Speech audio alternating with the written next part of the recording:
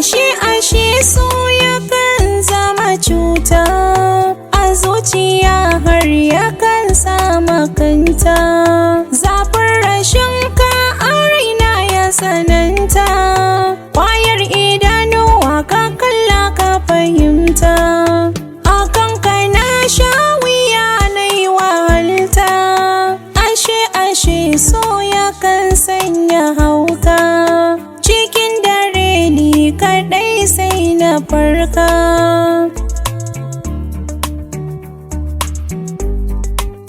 Kuka nake idan na tunaka, ban san abin da za ya sa yau na barka.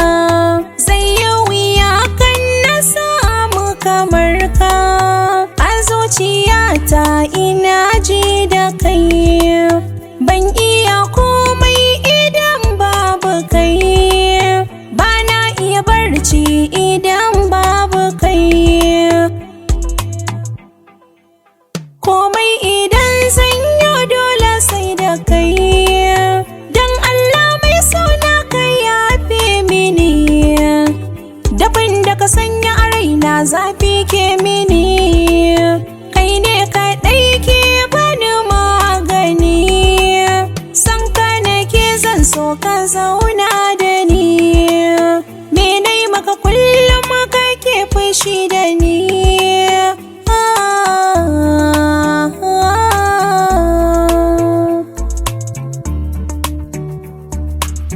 Ki bar ni so ni da ke bana yi, akan ki na faɗa hali yanayi.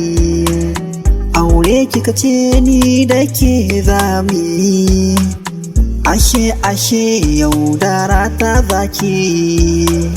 Kalli idanuna kuka nake yi, yanzu ban san shin menene zanayi.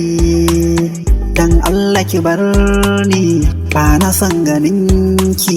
Yaudara ta irin ki, damuwa ce ganin ki. Me yasa ba na san ki, yanzu dole na bar ki. Dan Allah ki bar ni, dan Allah ki bar ni, dan Allah ki bar ni.